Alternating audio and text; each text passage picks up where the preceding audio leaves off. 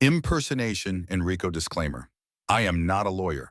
This video is for educational and informational purposes only. Nothing here is legal or financial advice. When Maria contacted me, she wasn't only pretending to be a mentor. She was impersonating one of the world's largest staffing companies, Randstad. She used stolen identity materials, including job postings and ads, to make her offer look legitimate. On their own website, Randstad has publicly warned that criminals are impersonating recruiters and misusing their brand to trick people. Maria's approach was not random. It followed a script. First, impersonate a trusted brand. Second, lure victims into a fraudulent platform. Third, demand money through fake investments.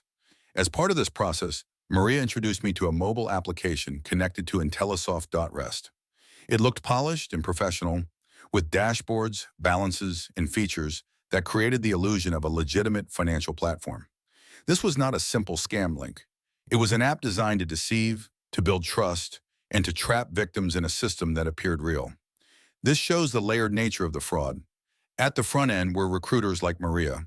The middle layer was the fake Intellisoft.rest app, later mirrored as Intellisoft.one, and behind it all were the corporations providing the infrastructure that allowed these platforms to operate.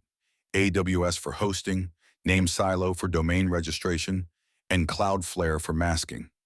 RICO law, the Racketeer Influenced and Corrupt Organizations Act, applies when there is a pattern of fraud, multiple actors working together, and an enterprise that crosses borders.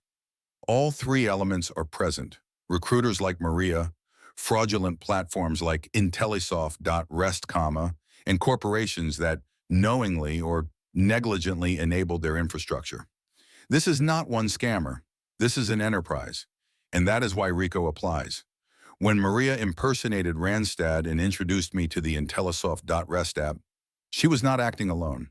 She was part of a coordinated structure that involved identity theft, corporate impersonation, and organized fraud. This is why my case matters, because it shows that crypto fraud is not isolated. It is systemic. It is organized, and it leaves a trail of evidence that cannot be ignored.